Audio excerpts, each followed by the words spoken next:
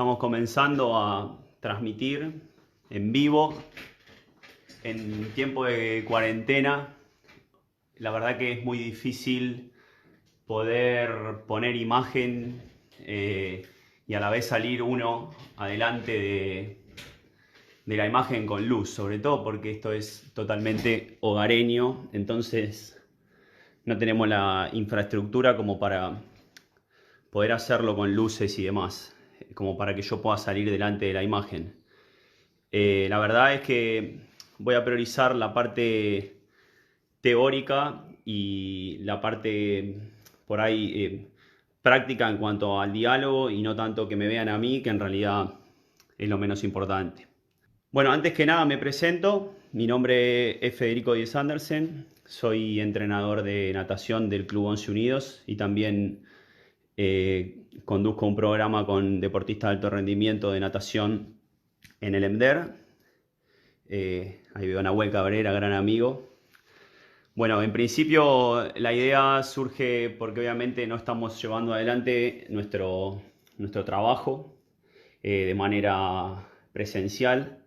Entonces, bueno, el compromiso que tengo con el EMDER, que tanto nos da día a día en cuanto a infraestructura y en cuanto a espacio, devolver un poco eso tratando de compartir con ustedes algunas experiencias que tuvimos a lo largo de nuestro trabajo y de nuestra carrera, tanto con los nadadores como con los entrenadores. Primero voy a hacer un breve repaso desde dónde me voy a posicionar para hablar, porque la verdad es que puede pasar que haya conectadas personas que incluso sepan mucho más que yo y tengan mucha más experiencia que yo. Así que la idea es contarles un poco quién soy y cuál es más o menos mi currículum como entrenador. Bueno, vamos a empezar con algunas imágenes de torneos que me tocaron vivir como entrenador. La idea es que sea una especie de repaso de mi currículum, sin obviamente hacer alarde, sino simplemente para respaldar un poco lo que voy a estar explicando. Tuve la suerte de estar en los Juegos Panamericanos de Toronto en el año 2015. Ahí podemos ver algunas fotos. Con Guido Buscaglia, con Facundo Miguelena. Ellos fueron los que clasificaron en ese momento a los Juegos Panamericanos. Después estuve en los Juegos Panamericanos de Lima 2019, una de las experiencias más grandes que tuve como entrenador. Esta vez fue con Guido Buscaglia, que pudo tener una medalla de bronce en el relevo 4x100 en la jornada de la mañana. Ahí los podemos ver a Guido en Lima. Fue una gran experiencia también. Después otro torneo muy importante que pudimos participar fue dos mundiales de primera. Uno, el de Doha 2014, que no tenía imágenes para compartir. El otro fue en Guayú en el año 2018. A fines del 2018 viajó Guido con 4 nadadoras. También estuvo clasificado Guido con Santiago Grassi y Josefina Lorda a los Juegos Olímpicos de la Juventud de Nanjing en el año 2014. Ese fue un gran torneo, nos sirvió mucho para crecer en cuanto a la estructura y en cuanto a las experiencias. Era un sueño tener alguna participación olímpica, se dio de manera juvenil y está en búsqueda llegar en mayores, ¿no? Ahí podemos ver algunas imágenes. Tuve la suerte también de estar en el Mundial de Dubái en el año 2013, Mundial Juvenil, una selección bastante numerosa, con muchos chicos que en la actualidad continúan nadando para el seleccionado de primera. Grandes entrenadores, Huemul, el Bochi Sosa, Gustavo Roldán y un grupo de nadadores increíble. Después tuve también la suerte de estar en el Mundial Juvenil en Budapest el año pasado, en el 2019, con Guillermina Ruggiero y Lucía Gauna. Sin duda es uno de los torneos con más nivel que me tocó participar. La verdad que el nivel altísimo que están teniendo los juveniles. Ahora se interrumpió el proceso de todos, pero sin dudas esos juveniles del año pasado son los futuros atletas olímpicos con los que vamos a estar lidiando de acá en más. Gran experiencia, por cierto. En el año 2014 estuve como técnico del Campeonato Sudamericano que se hizo en Mar del Plata con Facundo Miguelena, con Guido Buscaglia. Después estuvimos en el Sudamericano de Asunción de Paraguay en el 2016, donde Guido fue subcampeón sudamericano en la prueba de 50 libres y fue bronce en la prueba de 100 libres. Gran torneo, la verdad que fue un gran campeonato. En el año 2018 se hizo el Sudamericano en Trujillo, donde Guido volvió a ser subcampeón sudamericano. También estuvo Belén Díaz obteniendo el bronce en los 100 mariposa. Después estuvimos participando en dos campeonatos, se les dice universidades, pero son Juegos Olímpicos Universitarios, donde participan deportistas de las universidades de todo el mundo. Un torneo con muchísimo nivel. Estuvimos en Taipei con Guido, con Belén. Fue un gran evento también ese. Ahí podemos ver las fotos de Taipei 2017 y después en Nápoli se repitió. Sudamericanos juveniles con Guido, año 2013, con Lucía, año 2017. Después se repitió con Lucía, con Guillermina Ruggiero y con Inés Marín en Chile, en Santiago, en el año 2019. En los Juegos del Sur 2014 estuvimos también participando. Fueron todas experiencias que fueron acrecentando obviamente nuestras posibilidades de relacionarlos con deportistas de nivel internacional y poder aprender de esa manera cómo seguir conduciendo los programas cuando los nadadores están en un nivel realmente sudamericano, internacional, continental y demás. Después se generó la Copa Aguana con Nahuel Martín y estamos continuando un poco ese proceso y sin duda es una de las cosas que más destaco del trabajo realizado. Fue la medalla de bronce con Matías Andrade en el Campeonato Mundial del año pasado y la medalla de oro panamericana en Lima 2019. Bueno, como les decía, soy entrenador del Club Atlético Once Unidos, que se puede ver ahí en la imagen. Hemos trabajado mucho, hemos conformado un gran equipo junto a Ezequiel Valdés, junto a Victoria Alcolea y a Gastón Pérez, acompañando la parte física con Lisandro Di Giuni y con nuestro kinesiólogo Facundo Rivero. Bueno, eso un poquito como para tener algunas imágenes que respalden la capacitación que vamos a dar. La capacitación va a estar 100% enfocada en lo que es el trabajo de la velocidad. No va a ser una capacitación muy específica porque en realidad tenemos tan solo una hora en esta oportunidad. La idea es hacer 2 módulos de 1 hora cada uno o 1 hora y lo que alcance a explayarse en el segundo. Bueno, repito lo que dije al principio, es también un poco mi defensa, que es, sé que hay entrenadores que son mucho mejores que yo, que tienen más conocimientos incluso, y pueden encontrar varios defectos en mi interpretación de la velocidad en la natación, pero bueno, esta es mi mirada y un poco lo que quería compartirles con ustedes, así que vamos a comenzar. El entrenamiento de la velocidad, ¿sí? Para mí lo más importante a la hora de definir la velocidad es entender cuándo una carrera es de velocidad. Porque no es lo mismo, obviamente, una carrera de 200, una carrera de 50, una carrera de 400, una carrera de combinado, una carrera de 1500, etc. Para mí, carreras de velocidad, desde mi enfoque de entrenamiento, son las pruebas de 50 y de 100 metros de todos los estilos. Y tenemos 3 razones para definir el por qué. Y estas 3 razones son fisiológicas, porque las pruebas de 50 y de 100 están condicionadas por una capacidad fisiológica, que es una capacidad condicional, que es el sistema anaeróbico, tanto aláctico como láctico. Si bien tienen sustento del sistema aeróbico, considero que son anaeróbicas por su preponderancia en este sistema. Entonces, una de las causas para definir que una prueba es de velocidad es la fisiología que la compone. Después, otra razón que es muy simple de abordar es la velocidad de los movimientos. O sea, no existe ningún deportista de pruebas de velocidad que no se mueva rápido. Todos los velocistas son rápidos. Son rápidos para nadar y en muchas instancias son rápidos también para ejecutar otros movimientos, como puede ser algún movimiento del gimnasio o algún movimiento indistinto al deporte. Tener buenos reflejos, incluso, ahora vamos a ir al punto que sigue, que es el tercer ítem para mí para definir una prueba de velocidad, que es la preponderancia que tiene la partida, la vuelta y la llegada en el resultado final.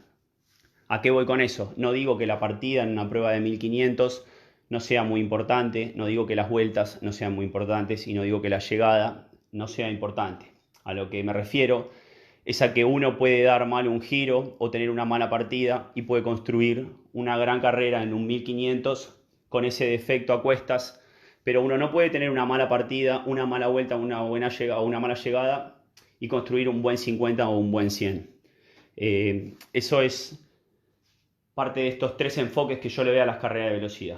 Repetimos, la parte fisiológica, que es el sistema que la compone, que sean deportistas que se muevan rápido, que hagan movimientos rápidos.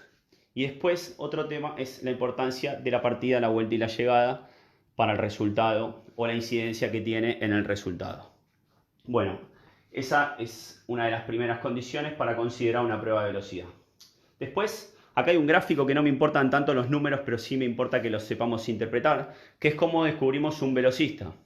Porque muchas veces pensamos que el velocista es aquel nadador que gana una prueba corta, una prueba de 50 o una prueba de 100.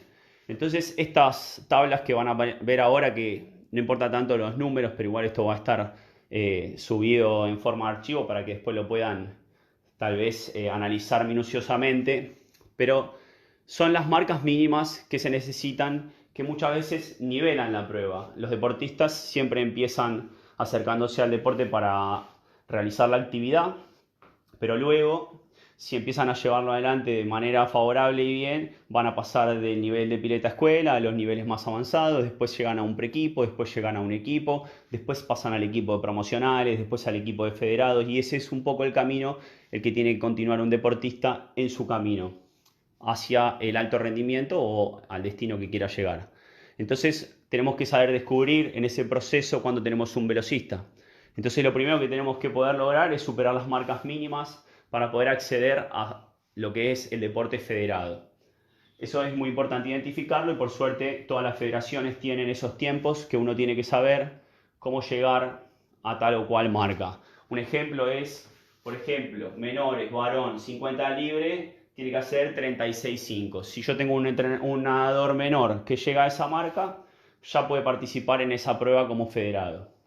Entonces así vamos a ir entrando en el deporte competitivo. Otras formas, estas tablas tampoco se van a ver muy clarito, pero son las tablas que se necesitan, los tiempos que se necesitan para poder llegar a un campeonato nacional. Ya este es como el segundo escalón. Primero, accedo a la categoría federado. Segundo, accedo a los torneos nacionales. Y para eso tengo que dar con estos índices que después ustedes van a poder indagar en el archivo, pero sí es importante conocerlo de manera teórica como para poder ir generando un desarrollo en cada uno de los deportistas. Ahí tenemos en infantiles, los tiempos que se necesitan en cadetes y demás. A lo que quería llegar es a que una vez que tenemos un deportista que ya llegó al nivel de federados y ya llegó al nivel nacional, entramos, por ejemplo ahora, a identificar si un deportista es un deportista de velocidad o puede ser que tenga condiciones de velocidad pero que no sea un velocista. Por ejemplo, ahora estamos viendo en este gráfico, se ve marcado en rojo a Guido Buscaglia, cuando él fue campeón en los 50 metros estilo mariposa. Podemos ver el resultado de la prueba. Guido hizo 24.84 y la planilla nos da referencias de los tiempos que se necesitan para llegar a distintos torneos. Los índices que se necesitan para un mundial en mariposa es 23.66, la marca B para un mundial es 24.40, la marca para un sudamericano juvenil es 26.30 o para los Juegos Olímpicos y demás. Depende muchas veces a qué torneo queremos llegar para ver en la grilla de resultados de un campeonato si el deportista accede o no a esos tiempos que lo posicionan dentro o fuera de un campeonato. Entonces, ese es otro indicador bueno para saber si mi deportista es bueno y no guiarme solamente porque ganó una prueba de velocidad. En ese caso, Guido Buscaglia gana la prueba de velocidad, pero podemos ver que él es primera y no le alcanza el índice para entrar al mundial de primera en los 50 metros mariposa. Eso nos da la pauta de que en la prueba de 50 metros mariposa el índice no es el que se pretendía. Bueno, tenemos acá el ejemplo por los 50 libre con Guido Buscaglia. Incluso podemos ver los récords de la categoría a nivel nacional, argentino absoluto, cadetes, junior, juveniles. Y en este torneo era selectivo para el campeonato sudamericano. Entonces podemos ver que Guido Buscaglia realiza 22.53 y esa marca es índice para clasificar al campeonato sudamericano, al cual ya sucedió este torneo, pero es bueno identificar. Entonces podemos decir que Guido es un nadador de velocidad que está clasificado para un nivel sudamericano de primera categoría. Ese indicador también sirve para poder diferenciar que no solo es el ganador de la prueba, sino también que es competitivo a nivel continental. Bueno, acá vemos lo mismo con el caso de María Belén Díaz, clasificando al sudamericano. Se requería un tiempo de campeonato sudamericano. Se necesitaba, creo que 1.2 y hizo 1.1.17. Creo que esa marca también era índice panamericano. Pero lo mismo, nos da la referencia de que no solo gana la prueba de velocidad, sino que también es velocista, o sea, su condición es hacia las pruebas de velocidad. En este caso también dos nadadoras en la prueba de 50 libre, Ruggiero María Guillermina y Díaz Belén, ambas entrenan en 11 Unidos. Ahí podemos ver que fueron primera y segunda en las pruebas, una es juvenil y la otra es primera, pero arriba también tenemos la marca para Tokio, la marca para el Mundial, la marca para el Panamericano, y ahí se puede constatar si la nadadora ganó la prueba de velocidad o si la nadadora es velocista, que repito, no es lo mismo. Quiero dar un ejemplo también, por ejemplo, el ejemplo contrario. Ahí tenemos el caso de Gauna Lucía, que gana una prueba de 50 libre con 27.94, y esa marca sí la posiciona como la más rápida de la categoría, pero no es un índice que la ponga competitiva a nivel internacional. Entonces ahí un entrenador podría tener una disyuntiva de saber analizar si la nadadora que tiene es una nadadora que es más rápida que las demás o si es una nadadora que es velocista y es competitiva a nivel nacional o a nivel internacional. Muchas veces nos sirve tener nadadores rápidos para pruebas más largas, pero está claro en la inteligencia del entrenador saber diferenciar si es rápida o si es tan rápida como para poder sustentar esa velocidad en carreras más largas, como es el caso de Lucía, que es una nadadora de 400, 800 y 1500 libres. Bueno, acá tenemos algunos resultados. Después vamos a cambiar un poquito el tema, vamos a entrar en cómo se analiza una prueba de velocidad. Voy a citar a Germán Calvelo, que es el preparador físico del seleccionado nacional y creo que también del proyecto Dakar 2022. Es biomecánico de la selección argentina y él es el que nos hace las devoluciones luego de las carreras siempre que estemos en un torneo en el cual esté el seleccionado o haya sustento con los entrenadores del seleccionado. No todos los clubes tienen un biomecánico o cuentan con un biomecánico en todos los torneos. ¿Qué es lo que nos ofrece analizar las pruebas de velocidad? Nos ofrece datos a través de filmaciones externas o filmaciones internas. Se puede ocupar también de datos que estén vinculados a la fuerza, como puede ser la distancia abrazada o la frecuencia. Nos aporta también datos numéricos y algunas curvas de proyección, que es la carrera plasmada en un gráfico donde se puede ver si hay una pérdida o una continuidad o que se crezca en la velocidad. Vamos a ver ahora un ejemplo. Acá tenemos el ejemplo, no sé si se ve bien, voy a adelantar un poquito la cámara. Cómo se ve un análisis de una prueba de 50 libre, en este caso Guido Buscaglia, cuando fue subcampeón sudamericano. Los datos, no vamos a entrar mucho en esto porque es muy específico, pero podemos tener para analizar el tiempo de reacción, el tiempo de empuje, el tiempo de vuelo. Tenemos para analizar el tiempo de los primeros 25, la cantidad de brazadas en los primeros 25, el segundo 25 el tiempo, la cantidad de brazadas en el segundo 25, el total de brazadas que tuvo que realizar para, en este caso, ser subcampeón sudamericano en el año 2016. Estos datos, algunos son más específicos porque divide cada 15 metros el tiempo y la frecuencia, hasta llegar a los 50, donde se ve el resultado. Entonces tenemos los tiempos a los 15, el tiempo a los 25, tiempo a los 35, tiempo a los 45, tiempo a los 50, que fue el resultado final. Y eso después, como les decía, se plasma, ¿sí?, en una curva de trayectoria de la velocidad. Obviamente, como en la primera parte tiene la partida, es el momento de mayor velocidad, y luego hay una pérdida, o en algunos casos no, de la velocidad hacia el final de la prueba. De esta manera se trabajan los análisis biomecánicos después de una carrera, siempre y cuando tengamos obviamente diferenciada la distancia en la pileta de algún biomecánico que pueda filmar y después pasar a números lo que uno solamente tiene que ver en una carrera. Quería compartir con ustedes la carrera esa para que la podamos ver, que es el momento en el que Guido fue subcampeón sudamericano en la carrera contra Federico Gravich. Vamos a esperar a que abra el video. Esta fue la primera vez que Guido fue subcampeón sudamericano en 50 libre. Fue en Paraguay, en Asunción. Creo que lo que destaca la prueba es el segundo 25 de Guido, que no tiene pérdida de velocidad, como se veía ahí en la curva que habíamos planteado antes.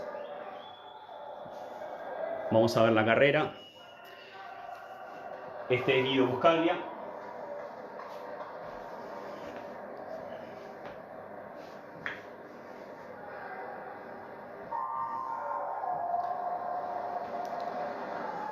La primera parte de la prueba es bastante pareja entre todos los nadadores, pero creo que en el segundo 25 Guido realmente pudo hacer una diferencia contra su rival de Venezuela y su rival de Brasil. No alcanzó para ganarle a Federico Gravich, pero sí alcanzó para tener el subcampeonato sudamericano en Paraguay.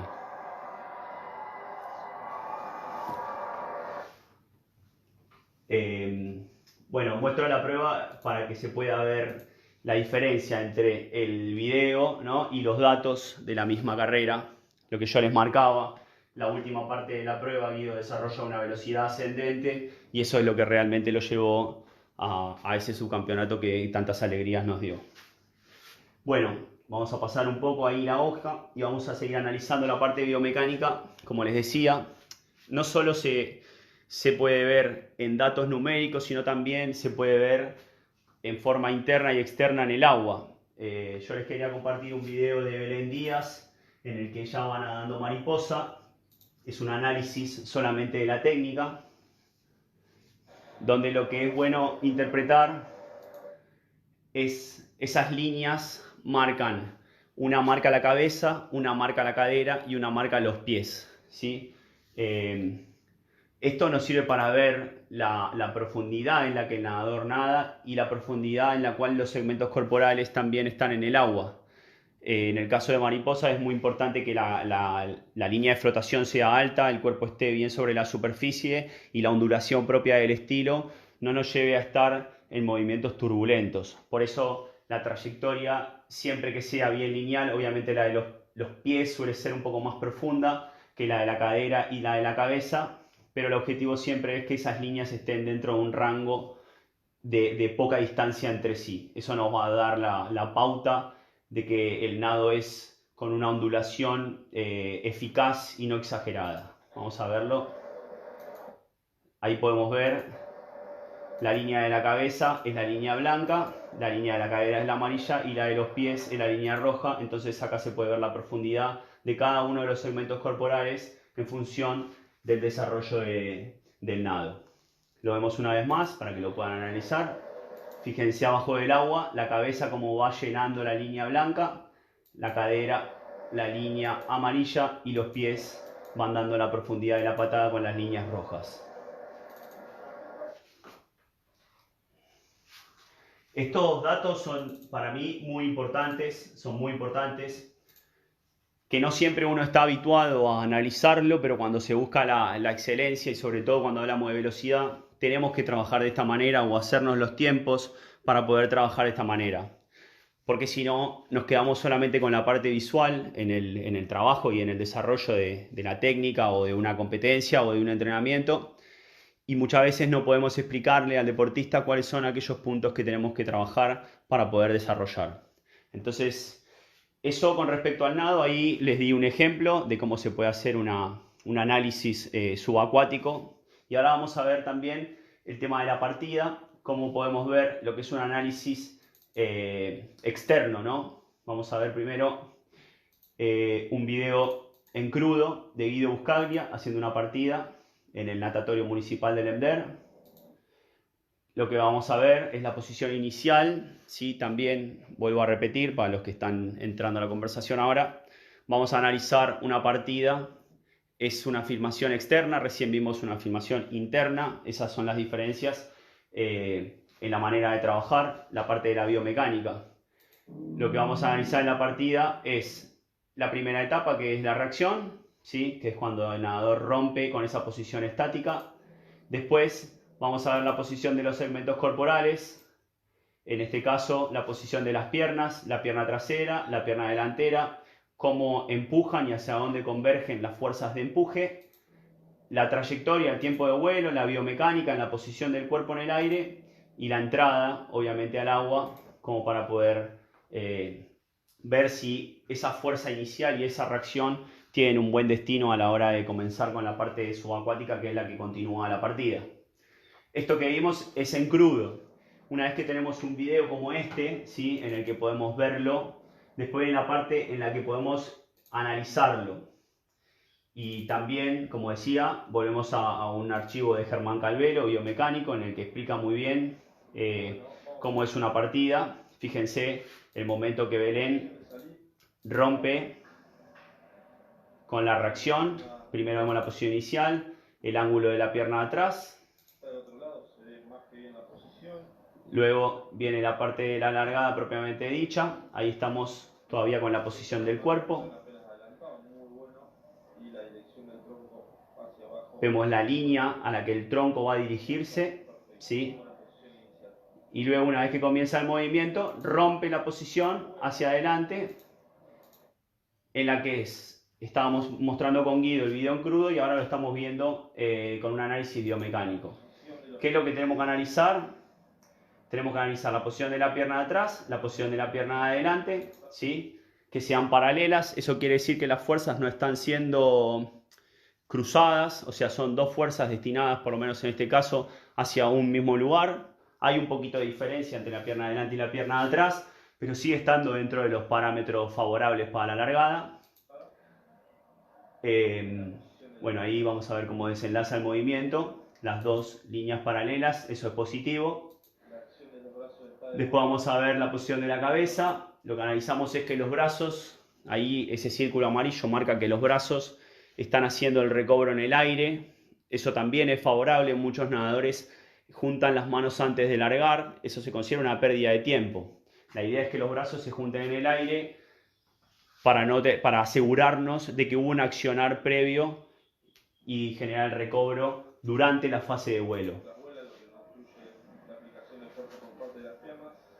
Posición de entrada al agua, ahí las piernas, eso se podría corregir un poco, lo estamos trabajando mucho. La posición de la cadera está bien. Y después se analiza el ángulo de entrada en el momento del impacto entre las manos y el agua. Ahí podemos verlo, claro.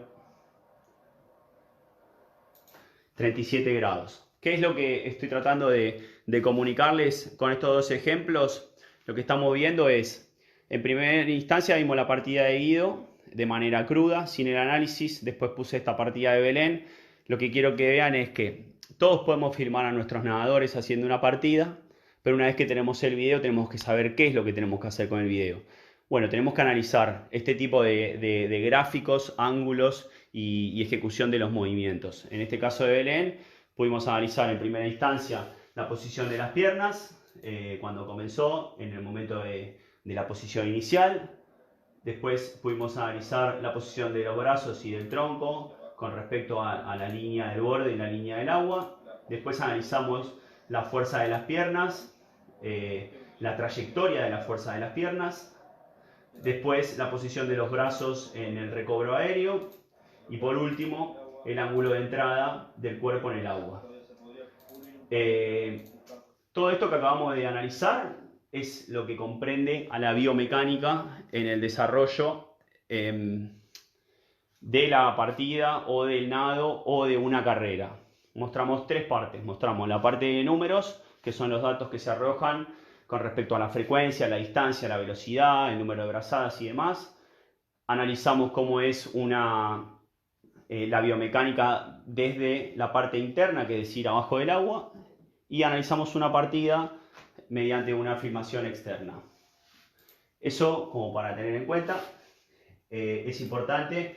Después también está el trabajo sobre las vueltas, sobre las filmaciones, que se puede hacer desde adentro, desde afuera. Volvemos a lo mismo.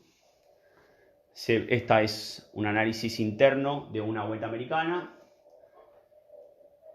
Y también se pueden hacer análisis externos, a ver si este es externo, de una vuelta americana. Dos maneras de analizar el mismo trabajo. La parte externa, la parte interna. Las dos son importantes porque las dos fases, tanto la aérea como la subacuática, componen el nado, obviamente. Bueno, vamos a continuar. Ahora vamos a analizar un poco las partes, ¿sí?, que comprometen a una prueba de velocidad. Habíamos dicho que lo que tenía mucha injerencia e incidencia en el resultado era la partida, bueno, el nado obviamente, la vuelta y la llegada en el caso de los 100, en el caso de los 50 de pileta corta sucede lo mismo, y en el caso de los 50 en pileta larga, bueno, sin el giro, pero podemos decir que la partida y la llegada pasan a ser preponderantes. Bueno, en el caso de la partida es muy importante analizar cómo se compone una partida. Hay gente que dice que el 30% del resultado de la prueba está en la partida. O sea, solamente en la partida se define quién va a salir primero en la carrera, o por lo menos el 30% del resultado final lo da la partida. No es lo mismo correr una carrera atrás que comenzar una carrera estando adelante. El sistema que compone la partida es el sistema anaeróbico galáctico. No hay producción de lactato en una sola partida. Sí puede haber producción de lactato, obviamente, en una serie de muchas repeticiones de partidas, pero podemos decir que el sistema galáctico es el que le da sustento, anaeróbico galáctico es el que le da sustento al salto en el cual comienza cualquier carrera de natación. Para esto tenemos que tener desarrollada la flexibilidad, la movilidad articular, como vimos en el caso del análisis biomecánico de la partida de Belén y de Guido. Si uno no tiene determinada flexibilidad, no puede ni siquiera posicionarse en el cubo como para después generar un salto amplio, fuerte, reactivo y demás. Otro punto a destacar es la reacción, porque desde la posición de a sus marcas hasta que suena la chicharra que le da comienzo a la carrera, la reacción es muy importante. Podemos hablar de que una reacción excelente está entre 0,60 hasta 68, para abajo ya es muy bueno, y entre 0,60 0,70 está bien, y a partir de 70 para arriba está regular. Entonces, como decíamos al principio, un velocista se mueve rápido, tiene que tener una buena reacción. Una persona que reacciona en casi un segundo desde que el árbitro dice a sus marcas hasta que suena la chicharra de comienzo, podemos decir que no es un gran velocista, o que es un velocista que tiene que trabajar mucho la reacción. Después, otra cosa que compone la partida y es determinante es el salto. El que salta mucho, salta lejos, salta fuerte, y cuando esto está entrenado realmente marca una diferencia. Después, otro ítem también muy importante es la parte de la coordinación. La coordinación es enlazar todo lo que estamos viendo previo, que es la flexibilidad, la reacción y el salto.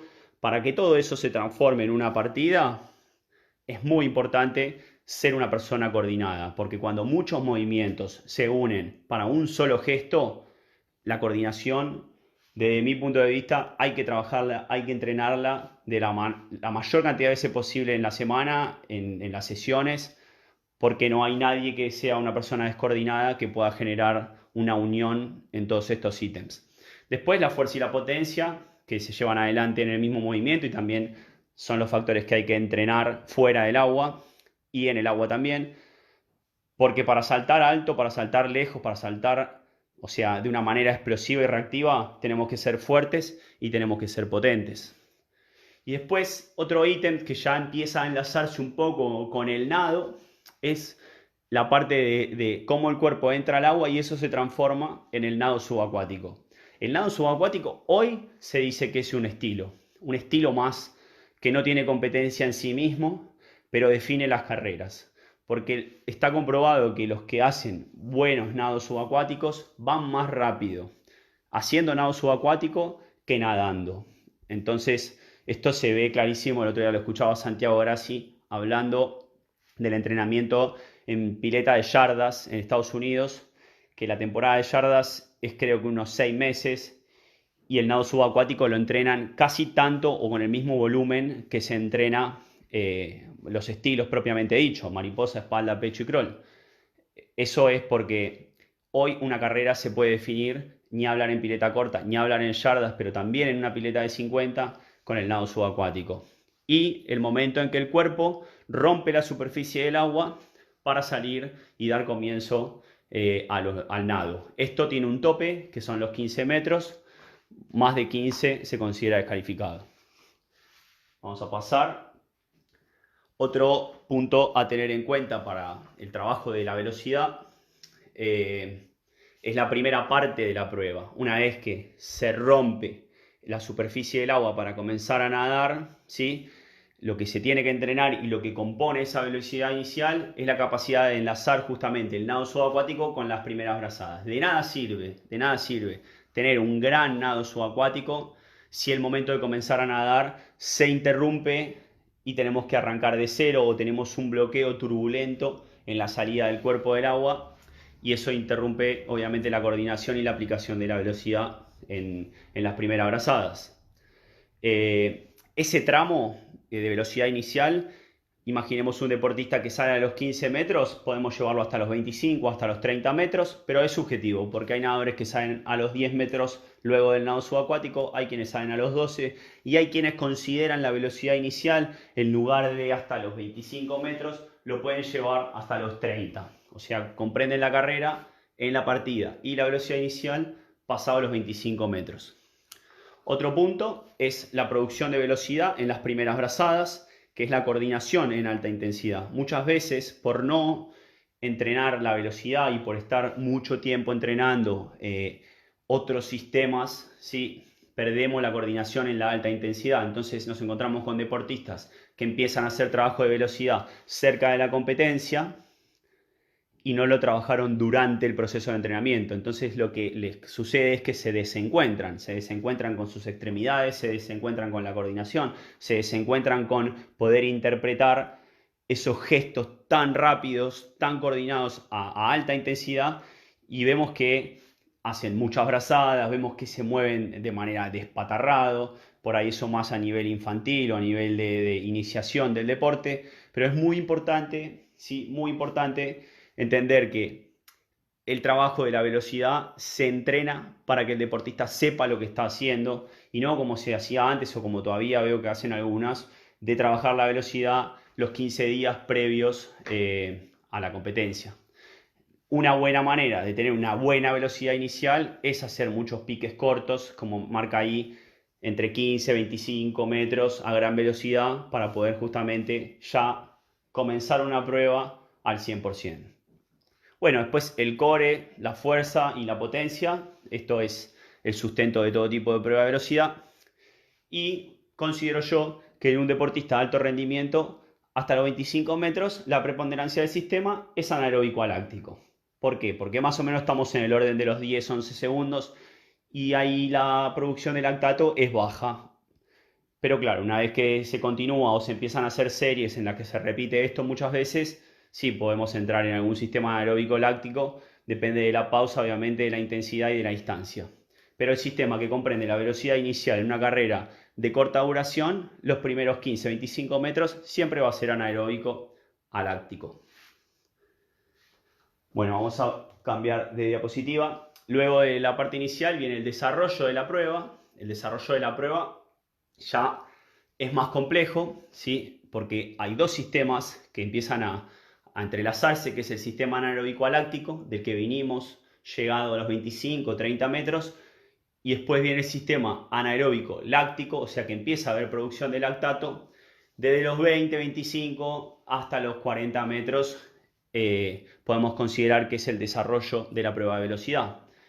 Y esto tiene para mí 3 ítems muy marcados, que es el mantenimiento de la velocidad, intensificando los ciclos. Hay algo en el orden de la voluntad que cuando uno está en una carrera de 50 metros, la intensidad inicial es tan elevada que tiene que hacer un esfuerzo mental, un esfuerzo coordinativo también, para ir cada vez más rápido, aún así cuando el sistema nos empieza a generar una demanda alta y eso puede también verse en una pérdida o en una merma de rendimiento. Entonces es muy importante que desde la voluntad y desde la concentración se puedan intensificar los ciclos de nado a medida que la prueba se va desarrollando. Después, la fuerza, la potencia y la coordinación de la máxima velocidad y la eficiencia de nado, que es todo. O sea, si nosotros perdemos eficiencia, perdemos absolutamente la posibilidad de seguir desplazándonos a gran velocidad, porque empezamos a aumentar las brazadas, empezamos a perder un poco la coordinación, entonces la velocidad también cae. Y otro punto es el control de la hipoxia, porque en las pruebas de 50 metros crawl y las pruebas de 50 metros mariposa, se recomienda no respirar. Hay deportistas que respiran una o dos veces, pero se recomienda no respirar. Y por eso el control de la hipoxia es realmente difícil sobre los 40, 30 metros, porque ya se empieza a sentir, al empezar a haber producción de lactato, la falta de oxigenación. Y después de la parte final y la parte de la llegada en la carrera de 50, acá ya el sistema es anaeróbico que lo sustenta, porque hay una producción de lactato. De hecho, si uno tiene la posibilidad de hacer una medición de lactato en una prueba de 50, inmediatamente terminada, vamos a ver que hay producción de lactato. Esta parte define, creo yo, las pruebas de 50. Vi muchas carreras de 50 perderse en la última parte, en la fase final y la llegada, y vi muchas carreras ganarse también en la fase final y la llegada. Acá el mantenimiento de la velocidad y lo que marcábamos en el punto anterior y la intensificación de los ciclos concentrado hasta el final es lo que marca la diferencia muchas veces entre clasificar de repente a un Juego Olímpico o a un campeonato panamericano o sudamericano o a una marca para un nacional. Muchas veces en los últimos metros se pierde un segundo, medio segundo, solamente porque no hay concentración desde la parte coordinativa y de la voluntad de seguir yendo rápido sobre el final de la carrera. Bueno, volvemos a lo mismo. La fuerza, potencia, coordinación al 100%, control de la hipoxia, acá la demanda es altísima. Muchos deportistas recaen en una respiración en la fase final porque o se aventuraron y no tenían bien distribuido el momento en el que iban a ejecutar una o dos respiraciones y dijeron voy sin respirar y al final pagan, o por alguna razón de concentración no pudieron controlar esa falta de oxígeno. Y después la última parte, que es el momento en que la mano toca la pared.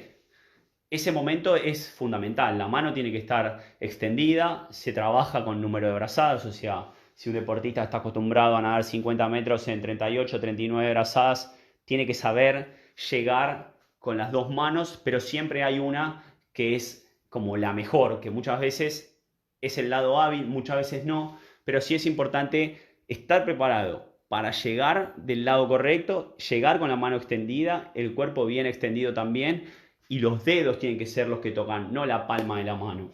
Ahí también las centésimas y las décimas definen, muchas veces en 5 centésimas están 6 nadadores, 8 nadadores.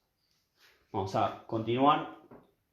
Los datos relevantes, bueno, lo que explicaba recién, que es que en pecho y en espalda la respiración es constante, o sea, ahí el control de la hipoxia no juega un papel preponderante porque van respirando siempre, pero sí todos los ítems que marcamos antes componen la prueba y sí son realmente muy importantes.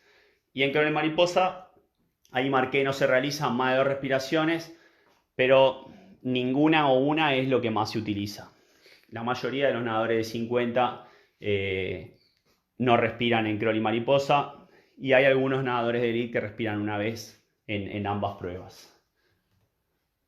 Bueno, vamos a hacer esta diapositiva y después vamos a terminar el módulo 1 y la próxima vamos a hacer la segunda parte porque más o menos me dijeron que tenemos que hacerlo de entre 50 minutos y 1 hora. ¿Cómo entrenar la velocidad? Bueno, la velocidad desde mi óptica, repito, desde mi óptica se trabaja de dos maneras. Se trabaja en el agua y se trabaja en seco. Eh, en el agua, obviamente, la técnica es fundamental. La técnica, pero no la técnica solo de los ejercicios técnicos correctivos de los estilos, sino la técnica de la velocidad. No es lo mismo ir rápido que ir despacio. Y recordemos que lo que más entrenamos es lo que más asimilamos y es lo que mejor ejecutamos. Entonces, si yo trabajo una técnica permanentemente submaximal para una carrera de alta demanda y de alta velocidad, posiblemente me esté equivocando. La técnica siempre en función de los movimientos que tengo que llevar adelante, pero relacionados con la velocidad. Después, en el agua no pueden faltar las sesiones de sprint, que son las sesiones de velocidad máxima, que no se pueden extender a más de 25 metros, porque si no el sistema ya deja de ser el sistema que sustenta todo lo que es la velocidad de sprint, que es el sistema anaeróbico aláctico. Eso se puede trabajar subacuático de 15, subacuático de 12, nado, patada, por separado demás. Después, eso siempre al 100%, me gustaría aclararlo antes de pasar al punto 3, que es la producción de lactato. Las sesiones de producción de lactato justamente son las que van a tener el impacto sobre los últimos dos tramos, que es el desarrollo y la fase final de la carrera. Ese momento en el que la velocidad puede aumentar, como vimos en la carrera de Guido en el sudamericano o en cualquier prueba de 50, se entrena y se entrena con sesiones de producción de lactato. Pueden ser o muchas pasadas de 25 con poca pausa, o trabajos a ritmo de prueba en distancias de 50, 75, o un cúmulo de distancias también a alta intensidad, porque si no hay alta intensidad no hay producción de lactato. Después, como punto 4, puse la capacidad aeróbica. Para mí la capacidad aeróbica es importante en la velocidad, pero no desde el punto de vista del desarrollo aeróbico, sino como sustento para poder entrenar. O sea, si uno no está con cierta capacidad aeróbica, no puede sostener un entrenamiento, no puede estar una hora y media, 2 horas haciendo una actividad física. Entonces, para poder desarrollar la técnica, el sprint, la producción de lactato, necesitamos una capacidad aeróbica que nos dé la base para poder desarrollar, obviamente, una sesión de entrenamiento. Y después, la parte de coordinación, que sí, eso es inherente a lo que son las partidas, las llegadas, las vueltas, etcétera. Bueno, y en seco tenemos fundamental el trabajo en el gimnasio de fuerza, ¿sí? Hay personas más tradicionales, trabajan mucho con grandes cargas, con sentadilla, press plano, dominadas, cargadas, arranques, que bueno, yo adhiero un poco a esa corriente y nuestro preparador físico es un especialista, obviamente, pero también hay quien trabaja la fuerza de manera específica, con algunos gestos muy parecidos a los que hacen en el agua. Ahí creo que hay dos corrientes, que están los que desarrollan la fuerza de manera tradicional y los que desarrollan la fuerza de manera específica, haciendo movimientos muy parecidos a los que se generan los gestos técnicos del nado propiamente dicho. Después tenemos, bueno, el trabajo de potencia, fundamental. Para la potencia nos va a dar velocidad de ejecución para la partida, para la vuelta, para los movimientos mismos del estilo. De hecho, la potencia es la fuerza con una cierta descarga en cuanto al quilaje. Es el trabajo de la potencia, y también los que lo trabajan de manera tradicional siguen con los mismos elementos, y los que lo trabajan de manera específica con gestos técnicos lo hacen de la misma manera. Después el core, que es el núcleo del cuerpo, que hoy vemos mucho trabajo de plancha, mucho trabajo abdominales, espinales, fundamental. Todos los movimientos del cuerpo convergen en la parte del core. Es como si fuera que el peaje para que el enlace de los movimientos pueda llegar a destino de una manera favorable en la ejecución. El que tiene el core con una fuerza disminuida, obviamente se pueden fragmentar los movimientos y le cuesta mucho mantener la posición del cuerpo en el agua. Cuando tenemos el core fuerte, podemos posicionarnos bien en la línea, en la trayectoria, y adquirir obviamente una buena posición hidrodinámica, que es la única manera de trasladarnos, no en el medio. Y después la coordinación, que es lo que hace que enlacemos absolutamente todos los movimientos en todos los estilos, creo yo. Y esto no solo va para la velocidad, sino también para las pruebas de larga duración. porque la natación en todos sus estilos y en todos sus movimientos necesita de una alta demanda coordinativa. Son muchas cosas juntas que se realizan de una manera sistémica, repetitiva, tanto en los entrenamientos como en la carrera, y me parece que no podemos dejar de lado el trabajo de la coordinación. Bueno, vamos a dejar en esta diapositiva, nos quedan algunas más, que la vamos a seguir en la próxima sesión. Cualquier duda, cualquier pregunta me la pueden mandar, yo me las voy a anotar y tal vez en la próxima podemos dejar una parte al final para contestar 5 o 6 preguntas que sean las más relevantes o las que sean inclusivas. Así que bueno, les mando un fuerte abrazo a todos, vamos a cortar acá el módulo 1 y esperemos que sigan bien y los espero la próxima para seguir con el trabajo de la velocidad.